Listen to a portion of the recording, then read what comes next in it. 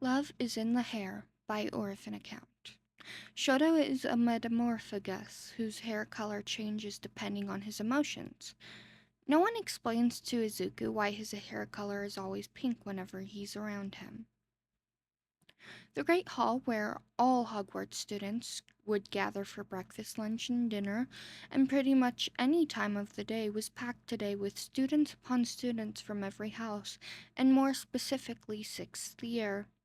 It was the time of the year where they were all given their new timetables based off their OWL results.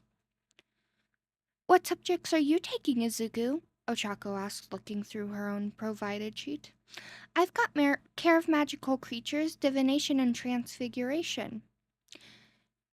Ida glances over her through his thick-rimmed glasses.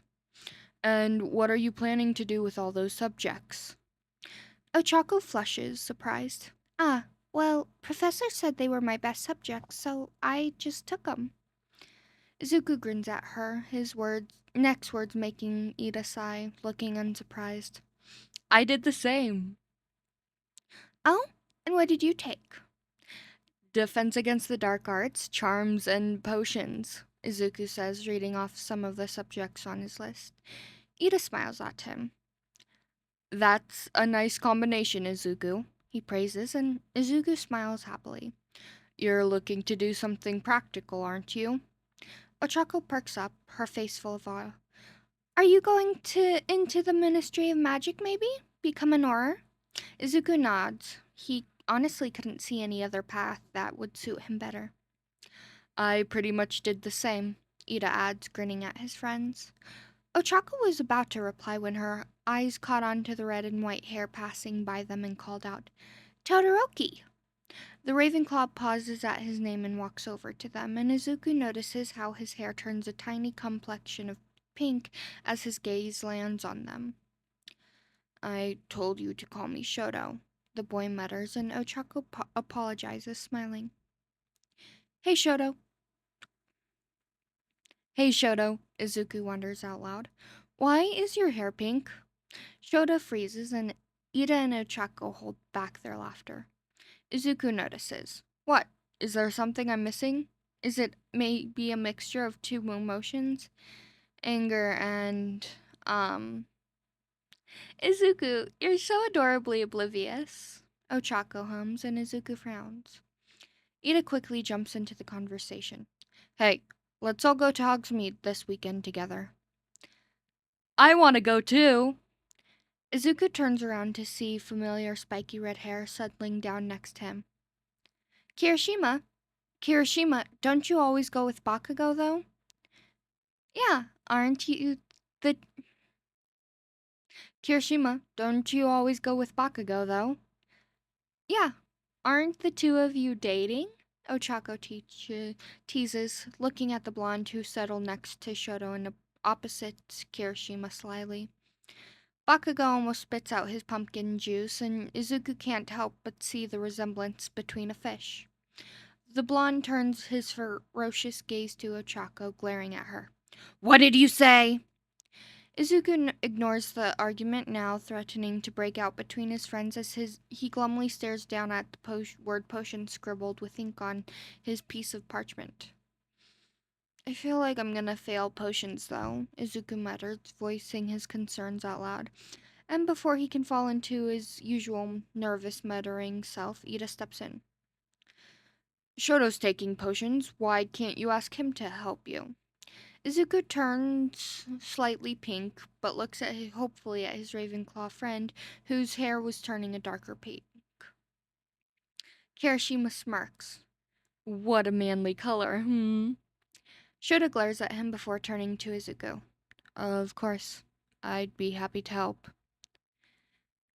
You'd be happy to help Izuku with anything. Kirishima shoves a piece of toast in his mouth to shut himself up before Shota would actually fling a textbook at his face. Izuku beams before looking confused again. Uh, why is your hair turning hot pink now? Ah, why is your hair turning hot pink now? Bakugo looks at the hopeful puff incredulously. You're a fucking nerd, but you don't know what the color pink represents? Well, Compassion? Kindness? That's all. Shoto looked like he was about to get up and make a dash from the table, but Ida held him down, making the poor Ravenclaw look helpless. What about love? Ochako adds in, and Izuku frowns, feel a weird feeling appearing in his chest. Love? Izuku repeats. Shota loves someone? Who is it? His eyes looked brightly at the flushed Ravenclaw, whilst all his friends face palm and let out sighs of frustration. The next time the topic of love comes up again is when Izuku takes up the opportunity to do his potions homework together with Shoto in the library. The Ravenclaw's hair color has been its natural colors of red and white until the Hufflepuff leaned over their shared table together, pointing at something on Shoto's textbook. The top of Izuku's green hair brushes across Shoto's now light pink hair, and his eyes widen, glancing down at his textbook when Izuku seems not to notice. Once the Hufflepuff leaned back again, his eyes widen at the shade of pink now flushed against Shoto's hair. Uh, oh, Izuku says. Does pink actually mean love? Do you love someone? Izuku doesn't know what answer he's expecting and breathes nervously as he awaits his friend's answer. Shoto doesn't make eye contact with him as he softly replies with a small yes. Oh, so it's not Izuku, right? He would have made eye contact with him. The green-haired boy physically shakes his head as if that would clear his thoughts. Why would he want Shoto to be in love with him? For some reason he couldn't decipher, Izuku felt the weird feeling cloud his stomach again. He tries his best for a grin when Shoto replies, cringing internally at how awkward and fake it must look. Ah, well, they must be a really lucky person. Izuku comments offhandedly and gulps at the smile on Shoto's face. The Hufflepuff had a feeling he knew what was up with him and didn't want to acknowledge it, not after keeping it in all these years. Of course, the first person Izuku runs into and explains everything to is Ochako. She listens to him carefully and internally screams. So, you like Shoto? She says, and fights the urge to laugh as her best friend deflates in defeat as he musters a small nod. And you think he doesn't like you back? I know he doesn't.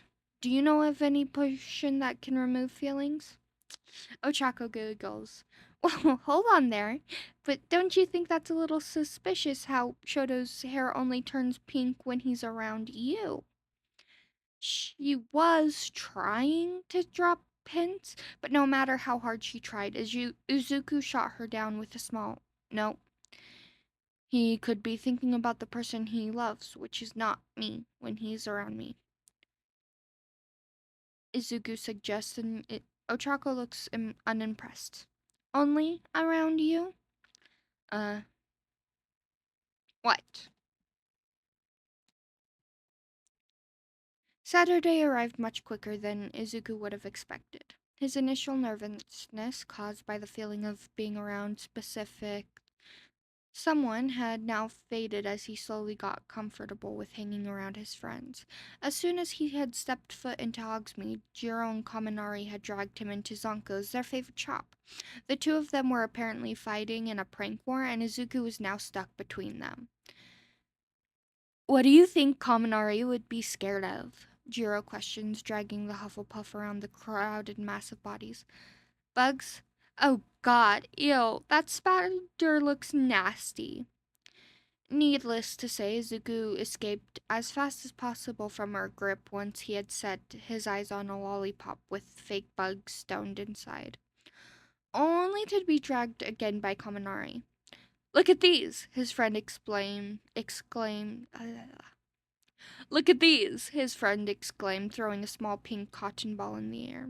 The object, looking harmless at first, then started screaming out of nowhere, and the shopkeeper had to come along and shut it up. Was that a screaming yo-yo? Izuku asked through his laughter, the look on Kaminari's face priceless. The boy perked up when he noticed Izuku's infectious joy. They'd scare the shit out of anyone, Kaminari announces smugly. Even Shoto. Izuku's heart starts beating wildly at the mention of the Ravenclaw, and he tries to not to sound too interested once Shouto has been mentioned. Ah, I don't think something like that would scare Shouto. Kaminari smirks. Now you're making me want to try it. Izuku gasps, leaning closer and giggling deviously with Kaminari. I thought you were here to find something to prank Jiro with. Change your plans, Kaminari says. Izuku, you want to bet? He carelessly flings an arm around the smaller boy's shoulder as he waits for an answer. I can't do I I can't do that to Shoto, Izuku replies, and Kaminari snickers, looking like there was something Izuku didn't know. Hey. Izuku turns around at the familiar voice, almost gaping when he noticed Shoto standing in front of him, his hair dark green. It matched Izuku's hair color, and in his very personal and very private opinion, it looked fucking gorgeous. Oh, Shoto, Kaminari says slyly. I thought you hated Zonkos. Everyone else was waiting for you two at the Three Broomsticks, so I went to look for you, Shoto says smoothly, and Izuku looks apologetic. Kaminari's grin only stretches further. The Hufflepuff starts moving towards the door when he turns back to see Shoto glaring daggers at Kaminari before following him. I heard about the bet you two were proposing, Shoto says nonchalantly, and Izuku almost chokes on air. Really, Kaminari? His friend only pretends to shoot guns at him. Watch your back, Todoroki Shoto. And then he adds, Zuko's really nice, isn't he? He wouldn't conspire against you for the world. Then the blonde sighs dramatically. Shoto's hair turns slightly pink again, and Izuku has to force down the negative feelings rising in the pit of his stomach. He's thinking about the person he loves. Again. Shoto starts acting really weird around him the next week. At every opportunity they meet, the Ravenclaw is always finding the chance to flee and excuses to just not be there. If Izuku was being honest, it felt like the boy was avoiding him. The train of thought only left Izuku's brain in a distressed state, as the Hufflepuff felt mountains of anxiety piling up inside him. Did Shoto know? Is that why he felt awkward and uncomfortable around Izuku? The Hufflepuff boy wasn't sure, but it left him thinking the worst things, and to be honest, he barely had enough confidence to confront Shoto about it. With his doubts and insecurity, he decided to let time deal with it. It was one day, many days later, that Izuku was passing by the Black Lake and totally, coincidentally, ended up sitting right next to Shoto.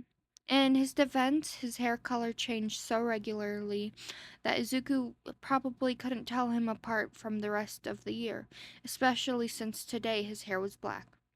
Once he turned his head and locked eyes with Shoto's mismatched ones, the Hufflepuff felt his entire face explode in an uncontrollable blush at the small distance between them.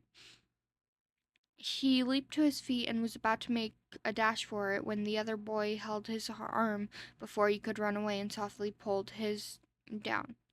His hair turned a soft pink. Again. Please stay, Shoto whispered softly, and his voice pulled on Izuku's heartstrings with how vulnerable he sounded. He wanted to get away so badly, slightly upset at how Shoto had completely ignored his existence for the past few days. But he couldn't find it in him to be mad at the other. He could never. So he sat down silently. The only sound he could hear was the soft splashing of the waves and the distant squawking of birds circling high above in the sky, further away from them, but not too far for their sounds to be completely unhearable. Shoto speaks first. I'm sorry for ignoring you the past few days, he mumbles, and in any other situation, Izuku wouldn't have been able to hear him, but in the silence surrounding them, his words were ringing loudly in Izuku's ears. So, with bated breaths, he waited. person I love, it's you. Shoto announces, and Izuku swears his heart stops beating. He wasn't dreaming, was he? He silently swears to himself, not prepared. Shoto notices his expression, and his hair turns the pinkest Izuku had ever seen. You might not believe and won't. You don't need to say anything, but I'm not lying. You're just so amazing. So amazing, nice, selfless, and just impossible not to fall in love with. You're just so you, and I fell so fucking hard for you.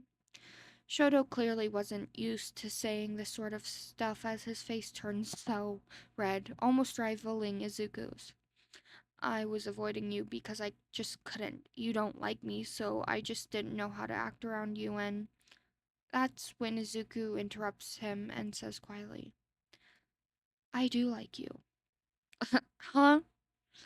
Shoto's eyes look so bright, and Izuku feels himself melting. If this is a joke, it isn't very funny. I'm not joking, Shoto, Izuku says sincerely. All those times when we talked about you being in love, I got so jealous because I thought if it wasn't me. Shoto laughs softly, and Izuku makes sure to mark the sound down in his brain forever. So endeared. I was always talking about you. Fuck, all of our friends kept making fun of me for it. Even Bakugo. Izuku suddenly felt so embarrassed and silly. He was worried for nothing all this time. They stare at each other, words failing them, and their eyes shining so brightly. Even under the dim light that looked to be settling in a few hours, nothing more needed to be said right now, because now they both knew they had each other, and as they inched closer, Izuku felt his heart burst with so much joy. Things would be okay now. Okay, I'm not editing any of the stories that are going to come out today because I'm doing them all literally last minute. It is 9:21 a.m. right now.